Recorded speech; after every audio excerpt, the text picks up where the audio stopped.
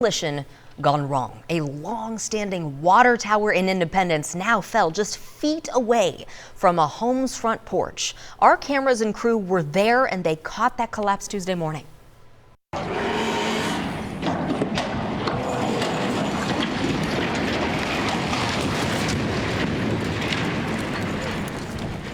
That is not where it was planned to fall. The water tower fell across Osage Street in Independence. See the power line still swinging.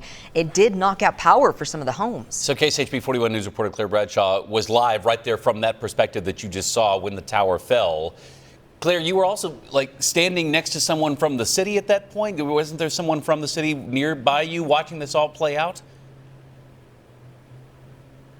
Actually, no, we were standing with a couple residents when we were watching this play out. There was a group that had gathered just because they knew this was coming down. They felt some sentimental ties, but the city was not in the location that we were standing. However, they were on scene, just not next to us. It was a very scary sight, especially seeing those power lines snap. In my video, you kind of see me pull away just because I needed to take a couple steps back for my safety. So this is what the scene looks like this morning here on Osage Street. The crews have removed the water tower. They've put it now in a fenced-in area. They will continue to dismantle that piece by piece for the rest of this week, so expect continued road closures during the day here on Osage. Now, the city and the demolition crew both say the tower falling that way shows that it was not structurally sound. However, we also know from them that it was inspected earlier this week by the crew. The first attempt Tuesday morning was halted when the cable snapped. The second attempt, which is what you've seen in the afternoon, is when the tower comes crashing down more to the east than to the north. The city said crews were trying to pull it to the north into a grassy area that did not have any buildings. We were out here to cover the tower demolition originally from the perspective of resident Barbara Taylor. She's lived here nearby a long time and said originally she was sad to see it go.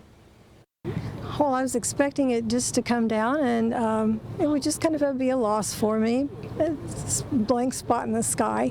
But now I even doubt what I was thinking then, because it just all happened so different than I ever expected it to.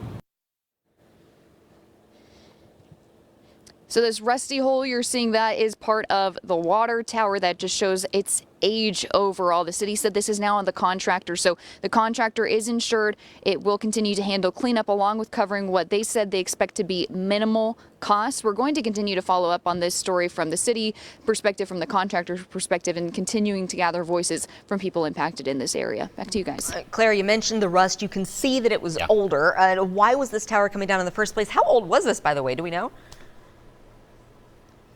It's over 100 years old, I believe almost 150 years old. This water tower was built when the old Bingham Wagner flour mill was here. That's what it was used for. So this was never a city-maintained water tower. It did become city property around 10 years ago, according to them, and they deemed that it was too costly to fix it, almost $500,000, which is why they chose to demolish it this year.